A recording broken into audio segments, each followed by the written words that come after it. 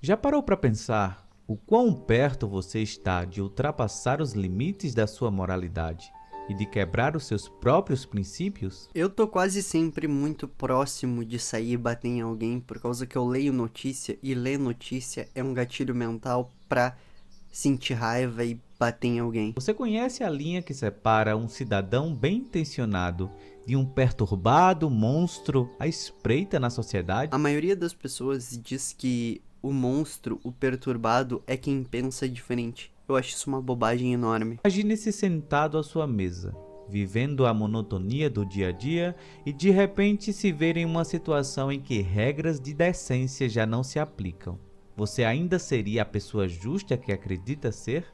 Ou cairia naquele abismo lutando e gritando? Isso é muito difícil de responder porque algumas pessoas, quando passam por coisas terríveis, tornam-se mais fortes, poderosas, perspicazes e etc. Entretanto, outras tornam-se ser humanos piores. E às vezes, o cara que é bondoso sofreu até mais do que o cara que é maldoso. No final das contas, depende de como a pessoa interpreta o negócio quando aconteceu. A gente tem um exemplo muito esquisito que é o Elon Musk.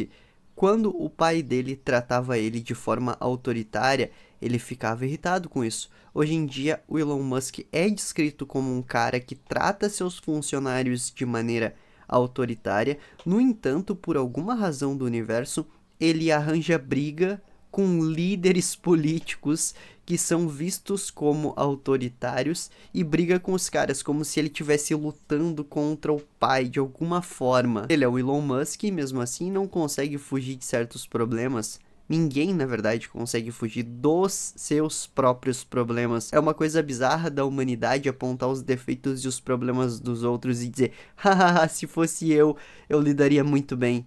Não, tu não lidaria muito bem. A resposta mais sensata é não, tu seria destruído da mesma forma que aquela pessoa ali foi destruída.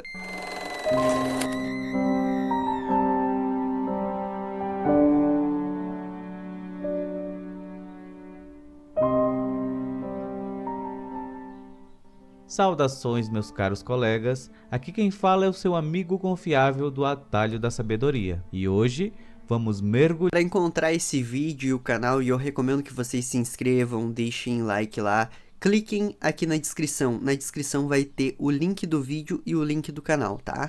Profundamente na realidade assustadora de que você não está tão longe do diabo quanto gostaria de acreditar. Esse tema é bem surpreendente porque ontem eu tava na minha cama e fui ler um pouco a Bíblia. E eu tava lendo aquela parte que lá no paraíso a serpente, e eu nunca tinha me tocado nisso, não é dito que Lúcifer estava lá, Satanás estava lá. É uma serpente, não é tipo Satanás entrou no Éden. Não, não. É uma serpente, um animal serpente entrou lá e enganou, porque a serpente era muito astuta e aí enganou a mulher, no caso, a Eva. E eu tava me questionando como foi esse processo persuasivo da serpente persuadir a Eva. E é muito esquisito porque eu cheguei a uma conclusão. Tudo começa na dúvida. Será que? Será que é bem assim como dizem? Será que tu não pode fazer um pouquinho? Todo mal, ele começa no será que? Ou é melhor que eu leia diretamente na fonte para que eu não fale bobagem? Ora, a serpente era o mais astuto de todos os animais selvagens que o Senhor Deus tinha feito. E ela perguntou à mulher: foi isso mesmo que Deus disse? Não coma de nenhum dos frutos das árvores do jardim? Veja que o pecado da humanidade, ele começa no: ah, será que é bem isso que eu tenho que fazer? Será que é bem respeitar o próximo? Será que eu tenho que amar o próximo? Será que eu tenho que falar a verdade o tempo inteiro? É sempre um será que? E aí a pessoa tira algumas conclusões erradas e acho que não. então eu posso mentir compulsivamente, então eu posso trair a esposa, isso e aquilo, entendeu? Sempre é com uma dúvida, sabe? Deparei com um livro que abalou minha mente até o subconsciente, O Efeito Lúcifer, de Philip Zimbardo. Ele não apenas pergunta por que pessoas boas se tornam más, mas também te dá um tapa na cara com a resposta. Pode ser você. Sim, você. Mas antes que se afaste com horror, permita-me guiá-lo por este labirinto torcido da psicologia humana. Eu sei que as pessoas podem serem maldosas sem ter a noção de serem maldosas, porque uma vez uma filósofa, ela estudou casos de criminosos de guerra, tipo assim, que estavam realmente fazendo mal, e aí, quando ela questionou esses sujeitos, eu não posso falar todos os detalhes aqui, porque eu acho que a monetização cai, mas basicamente esses sujeitos eram da Alemanha em 1945. Disso tu já consegue extrair do que eu tô falando. Basicamente, os funcionários de mais baixo escalão, eles, tipo, tinham família, eles não iam lá eliminar as pessoas da vida com suas próprias mãos, etc. E, tipo assim, ficavam tristes se algo acontecia com a família deles e tal. No final das contas, essa filósofa entendeu algo, que é, as pessoas que estavam fazendo mal eram pessoas tipo eu, tipo tu, só que elas estavam pensando que estavam seguindo ordens e que seguir ordens era algo moral. Só que assim, no final das contas, esses mano aí organizavam caminhões que eram levados, sei lá, para campos de concentração. Só que eles não, tipo, eles não conectavam o fato em si de que eles estavam fazendo maldade com as ações deles. Eles estão organizando a logística de um negócio que vai levar pessoas a óbito. Só que na cabeça desses seres humanos, eles estão tipo, eles não estão pensando, estou levando pessoas a óbito. Eles pensam tipo, eu estou cumprindo o meu dever cívico. Eu estou cumprindo o meu dever à ordem, entendeu? Então, tipo assim, qual é a lição mais importante? Nós sempre devemos lembrar que existiu aquele episódio na Alemanha de 1945. A gente sempre tem que lembrar da Revolução Comunista na Rússia. Tudo isso tem que ser lembrado, porque senão a humanidade esquece e acontece tudo de novo. Se tem uma pessoa que não tem ilusão nenhuma quanto à bondade das pessoas, sou eu. Aperte o cinto porque nossa viagem vai ser alucinante.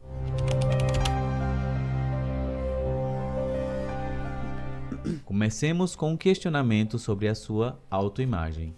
Você, caro espectador, gosta de se ver como uma boa pessoa. Talvez devolva carteiras que encontra na rua ou se ofereça como voluntário em um abrigo de animais nos fins de semana. Mas sejamos brutalmente honestos por um momento.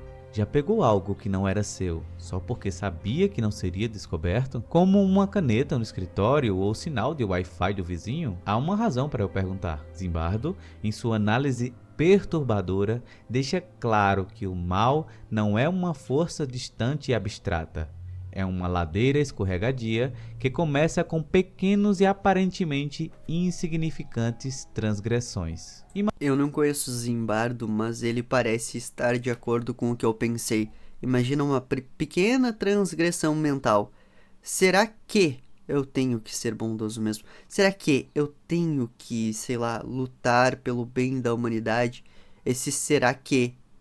Só o fato de te duvidar de que tu tem que ter amor ao próximo já vai te levar a uma mini transgressão ali. E aí é só ladeira abaixo depois. Imagine o caso de Ivan Frederick. Talvez você não conheça o nome, mas precisa ouvir sua história. Frederick era um garoto americano típico que amava beisebol e torta de maçã. Mas então ele se encontrou em Abu Ghraib, aquela infame prisão no Iraque, onde horrores indescritíveis foram infligidos aos prisioneiros. Aqui está a reviravolta. Antes de sua implantação, Frederick era tão comum quanto qualquer outro. Ele não nasceu monstro, era apenas um cara com QI decente, estado mental estável e amor pelos seus pais. Mas Abu Ghraib o distorceu em algo vil. E se você acha que é diferente, vai ter um rude despertar. A verdade é que a linha entre o bem e o mal é muito mais porosa do que você gostaria de acreditar. Às vezes a galera que julga de fora não tem muita empatia, assim, de levar toda a equação em consideração. Nós, no final das contas, somos animais e quando a gente acha que algo feriu os nossos valores, os nossos princípios, a gente se irrita. Nós não somos tão racionais quanto pensamos que somos. Eu sou muito racional aqui, pensando, criando estratégias, etc. Só que se eu tivesse em outro país, com, sei lá, N tipos de coisas atrás, aí eu já não seria tão racional. E qualquer coisa me pareceria uma grande ameaça de perto, entendeu? Você pode ainda estar se apegando à crença confortante de que é inerentemente bom, que sua personalidade é fixa como as estrelas no céu noturno. Mas permita-me quebrar essa ilusão. A ideia de que seu caráter é imutável, que quem você é permanece consistente em todas as situações, é pura ficção. Zimbardo nos apresenta a abordagem situacional, uma perspectiva ao mesmo tempo libertadora e aterrorizante. Quem você é não está escrito em pedra, mas na areia, constantemente mudando com as marés do seu ambiente. Isso é algo interessante e que tem respaldo lá na filosofia oriental, mais especificamente no budismo. No budismo existe um conceito chamado Anatman, que basicamente é ausência de eu. Atman seria o eu, o espírito. O Anatman seria o não eu. Basicamente, a filosofia budista não acredita nesse eu concreto que vocês acreditam. A filosofia budista acredita em um não eu. O lance final do budismo é o seguinte, ó. Não existe um eu substancial. Esse negócio que tu tá descrevendo como eu sou, a minha personalidade é que isso é uma ficção, uma historinha inventada pela tua própria cabeça para te não endoidar, mas no final das contas é tu reagindo e tendo escolhas uma após outra e são todas escolhas individuais, não há uma história por trás, entendeu? Por exemplo, peguei aqui o meu celular, aí eu fiquei um pouco no TikTok, aí agora eu peguei um livro e eu vou ler esse livro. Isso tudo, claro que pode ser interpretado de uma forma narrativa, que seria o Thiago Krasevski ficou um pouquinho no TikTok, aí foi ler seu livro e aí aprendeu algo dentro do livro. Mas uma forma budista de ver isso seria o não eu teve a ação de ficar um pouco no TikTok. Isso não tem relação nenhuma com sua personalidade. Isso foi uma escolha momentânea. E posteriormente a essa escolha momentânea, ele fez a escolha de parar de ficar no TikTok. Aí depois ele fez a escolha de ficar lendo livros, entendeu? Não existe uma substância que permeia tudo isso. É claro que na visão cristã, essa substância passa a existir. Não exatamente como personalidade, mas como alma. E aí a gente tem um fator muito interessante.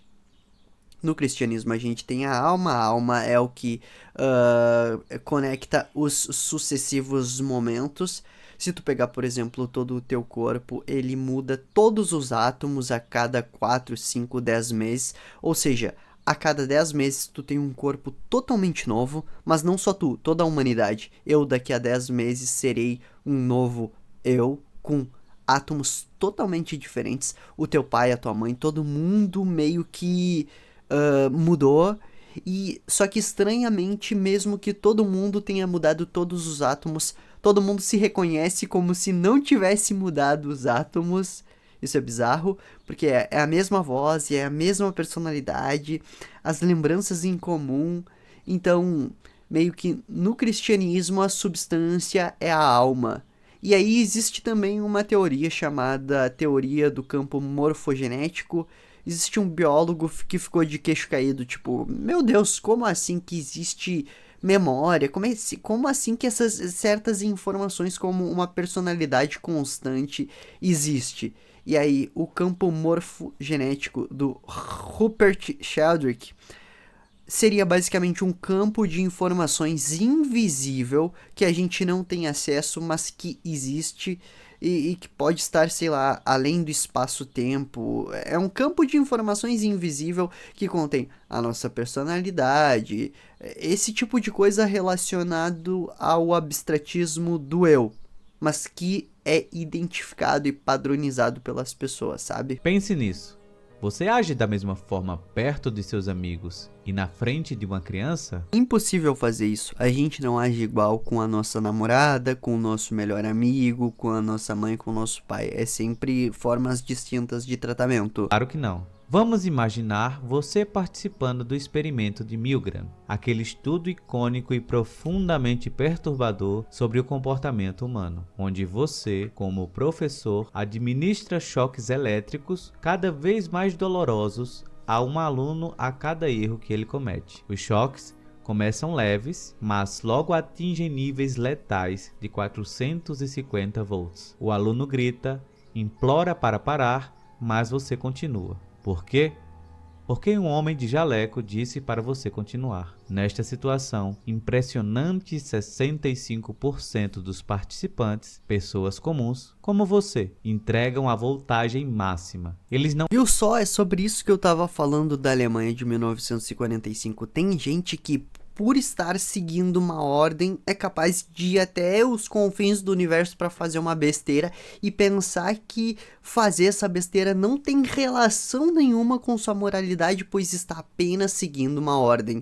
A grande maioria das pessoas é programada literalmente para obedecer, servir o líder. Não eram sádicos, eram pessoas normais, influenciadas pela situação e pela figura de autoridade. O que Zimbardo está nos dizendo, sem rodeios, é que, sobre as circunstâncias certas, qualquer um de nós pode se tornar um instrumento de crueldade.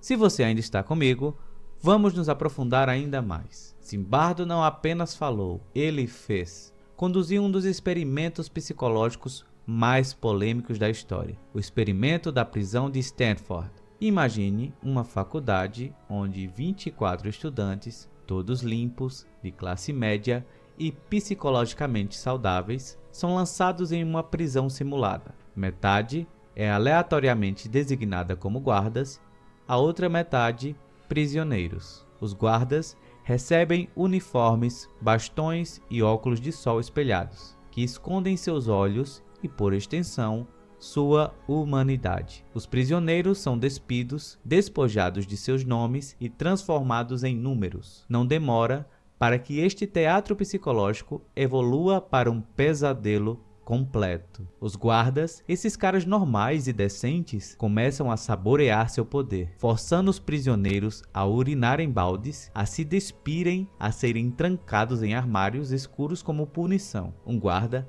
até ganhou o apelido de John Wayne por seus métodos particularmente brutais. E tudo isso aconteceu em apenas 6 dias. 6 dias, pessoal, foram o suficiente para Zimbardo puxar a tomada do experimento. A lição aqui é que sua moral pode desmoronar mais rápido do que um castelo de areia em um furacão. Você pode pensar que, em uma situação semelhante, agiria de forma diferente, mas a verdade é que você realmente não sabe. Então, o que inclina a balança? Por que pessoas como Frederick ou os guardas de Stanford enlouquecem, enquanto outros permanecem sensatos? Zimbardo aponta um ingrediente particularmente desagradável na receita do mal: obediência à autoridade. Aqui eu tenho que interromper porque eu achei a explicação muito deficiente. Se vocês pegarem o livro da professora de Stanford, Deborah Granfield, Agindo com Poder,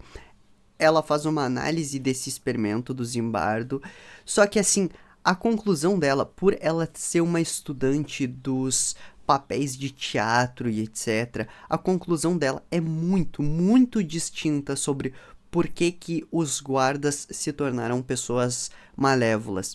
Existe algo no ser humano relacionado ao papel social, a função social e a atribuição social. Lembra que a gente tá num grande teatro, tipo assim, existe lá o presidente, ele é estimado. Não, ele é só um cara que nem eu e tu. Porque existe lá um juiz não sei o quê. O super delegado da polícia. Não, são pessoas que nem eu e tu, confusas, que tem medo, que tem acerto, que tem felicidade, que tem angústia, que tem tristeza, etc. Só que, como todo mundo fez um pacto de vamos admirar o presidente, esse papel social de presidente acaba que o presidente que tá lá na cadeira de presidente se sente como um presidente. Então, é natural que ele demonstre mais confiança, que ele fale dando ordens, isso, aquilo outro, tudo relacionado a um presidente. Então, nesse experimento do Zimbardo, todos os emblemas de autoridade dos policiais remetem que eles têm autoridade. A função social deles, que era cuidar dos prisioneiros também, já remetem que eles mandam. A figura de autoridade é eles e quem deve obedecer são os prisioneiros. Então, o elemento mais importante desse experimento do Zimbardo é a função social em si, e não obedecer ordens, sacou? Meio que eu não consegui explicar, mas é muito simples. O papel social é o que se espera de uma pessoa. Por exemplo, nós esperamos que o presidente mande na gente, então aquele papel depositado no presidente, ele vai agir de acordo.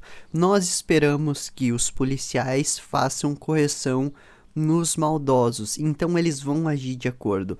O papel social é a fé depositada no que deveria ser feito por aquele papel social, tá? Bom, quem seguiu meu conselho e lê esse livro vai entender sobre o que eu tô falando. A professora Débora, ela explica muito melhor do que eu. Seja uma pessoa, instituição ou conjunto de regras, a autoridade pode obrigar até os mais justos a cometerem atos indescritíveis. Vamos revisitar o experimento de Milgram por um segundo. Os participantes não eram inerentemente maus, estavam apenas seguindo ordens, acreditando que estavam contribuindo para um bem maior. E essa obediência à autoridade não começou com o experimento de Milgram e com certeza não acabou ali. Basta olhar para o massacre de Jonestown como prova. Jim Jones, um líder carismático que inicialmente pregava ideias utópicas, gradualmente se transformou em um tirano. Seus seguidores... Não, pessoal, mas aí é burrice. O sujeito chegou pregando ideia utópica. Vamos construir o paraíso socialista na Terra. Desconfie que é um sujeito extremamente perturbado, porque é perturbado. Isso aí é burrice confiar em quem chega dando ideia utópica. Os seguidores não esperavam isso, confiavam nele, obedeciam-lhe, mesmo quando ele lhes entregou copos de cianeto misturado com Cold. Mais de 900 pessoas morreram naquele dia. Não porque eram más, mas porque eram obedientes. Então, aqui vai uma pergunta. Quantas vezes você obedeceu a uma ordem, não porque era a coisa certa a fazer, mas porque era a mais fácil? Com que frequência você questiona as autoridades em sua vida ou apenas assumem que elas sabem o que é melhor? Talvez seja a hora de começar a fazer essas perguntas desconfortáveis antes de se encontrar profundamente enterrados na areia movediça da moral. Mas não é só a autoridade. A descida ao mal tem mais um companheiro sorrateiro: a perda de responsabilidade pessoal. Imagine este cenário. Você está participando do experimento Milgram, sua mão pairando sobre o botão que aumenta a tensão, enquanto o aluno na sala ao lado grita de agonia. Mas ei, você não tem nada com que se preocupar, certo? O homem de jaleco disse que assumiria total responsabilidade. Então, isso realmente não é problema seu se algo der errado. Esse conceito, conhecido como desindividuação, é uma ladeira escorregadia. É a razão pela qual pessoas em multidões usam máscaras, soldados vestem uniformes e agressores cibernéticos se escondem atrás de nomes de usuários anônimos. Quando você sente que suas ações não podem ser rastreadas até você, torna-se alarmantemente fácil se desvencilhar das amarras da moralidade. Zimbardo conduziu um experimento de campo assustador para ilustrar esse ponto. Ele deixou um carro abandonado no Bronx, um bairro repleto de anonimato. Em poucas horas foi desmantelado, vandalizado e destruído. Mas, em Palo Alto, uma comunidade mais unida, onde as pessoas provavelmente seriam conhecidas, o mesmo carro permaneceu intocado, como se fosse invisível. É um lembrete gritante. Quando o manto do anonimato desce e a responsabilidade é desviada ou diluída, o mal encontra terreno fértil para crescer. Quantos de vocês, escondidos aí atrás de suas telas, já fizeram ou disseram algo que nunca ousariam na luz do dia? É fácil se esconder, fácil se tornar outra pessoa quando não há ninguém olhando, mas essa pessoa é alguém que você gostaria de encontrar no espelho? E então há a desumanização, o prego final no caixão da empatia. Como você faz alguém cometer atrocidades contra seus semelhantes? Fácil. Convence-os de que os outros não são realmente humanos. Esta é uma lógica psicológica distorcida que Isso foi utilizado pelo Goebbels a rodo. Por isso que cada vez que eu vejo alguém falando que alguém é desumano, que alguém é um lixo imundo, que alguém é sem moralidade, eu me preocupo de verdade, porque quando desumaniza alguém, que foi, por exemplo, aquele caso que o Felipe Neto falou do Marçal, como se o Marçal não fosse um ser humano, eu fico preocupado, porque ali a semente do mal. Ali, a semente daquele tipo de propaganda que aconteceu em 1945, para baixo no caso, né, porque 1945 acaba. É muito triste viver no Brasil, porque a gente tem que notar todos esses atributos e calar a boca, porque quem tá no poder não se importa com isso. Justificou alguns dos piores horrores da história. Zimbardo destaca os resultados assustadores de um estudo de Albert Bandura em Stanford. Estudantes foram convidados a supervisionar e punir outro grupo com base em suas decisões. O detalhe é que os punidores ouviram uma conversa onde o outro grupo foi descrito em termos desumanizantes, chamados de animais. Como resultado, a punição aplicada foi mais severa do que quando o grupo foi descrito como agradável ou comuns. Se você acredita que o outro não é totalmente humano, fica muito mais fácil tratá-lo com crueldade, não é? Mas aqui está a centelha da esperança. Você não precisa ceder à pressão da conformidade, da desobediência ou da desumanização. Zimbardo sugere que, assim como você pode ser levado ao mal, pode igualmente ser levado ao heroísmo. A mesma situação que pode criar um vilão também pode gerar um herói. A diferença, o herói questiona, desafia, age com responsabilidade, mesmo quando os outros não o fazem. E, acima de tudo, reconhece a humanidade dos outros, mesmo em circunstâncias extremas. Então, antes de se acomodar confortavelmente na ideia de que é inerentemente bom, pense no que faria em situações em que as regras normais não se aplicam, onde a autoridade é suprema e que sua responsabilidade está escondida. O que você faria? Resistiria ou cederia? Como Zimbardo aponta, a linha entre herói e vilão é mais tênue do que você imagina. Pessoal, passem no atalho da sabedoria, cliquem em inscrever-se, deixem um like nesse vídeo, foi muito bom. De alguma forma isso me fez ter um pouquinho mais de esperança em relação à humanidade, porque eu sei que eu em particular tento sempre ver a humanidade do outro. Então, eu entrei nesse vídeo pensando que era uma pessoa terrível e saí pensando até um pouquinho bem de mim, embora não tanto assim. Sempre que eu posso, eu exponho esse tipo de coisa que as pessoas fazem. Por exemplo, no passado, quem já viu eu falando sobre o Alisson Mascaro. Alisson Mascaro, pessoal, é um comunista. Alisson Mascaro é um comunista. E eu sempre disse, cara, esse cara é sábio, esse cara é belo em sua retórica, velho. Oratória perfeita, inteligentíssimo. Só que, claro, é comunista. A gente não pode olhar para um ser humano, é comunista, então ele é fezes. Eu sempre, quantas mil vezes vocês já me viram elogiando o Alisson Mascaro e dizendo, extremamente inteligente. E depois dizer, olha, é comunista, tem esse defeito. E inclusive, mesmo achando ele inteligentíssimo, Quando eu vi ele falando aquela bobagem, ah, o cara de direita é o cara que sai com o seu cachorrinho na rua, o cachorrinho faz cocô e ele não junta. Por quê? Porque ele é de direita, ele está inteiramente inclinado para o mal. Quando eu vejo ele falando esse tipo de bobagem, eu penso, pô, é inteligente, mas, ô professor, cala a boca, burro. Tá desumanizando as pessoas, parece a Alemanha. Porque a esquerda é lutar a favor do bem para todas as pessoas, contra o mal, contra a retórica barata, coisa de burro. Cala a boca, burro, nesses aspectos. Vai explicar a história da filosofia, vai explicar sua teoria ao invés de falar esse tipo de bobagem. Enfim, pessoal, dentro da ética é possível melhorar, é possível traçar estratégias, criar planos e se dar até bem na vida. Existem pessoas que são bondosas, estratégicas e se dão bem na vida. Se tu quiser saber mais a respeito de estratégias, eu sugiro que tu clique no primeiro link da descrição e conheça o Renascer dos Estrategistas.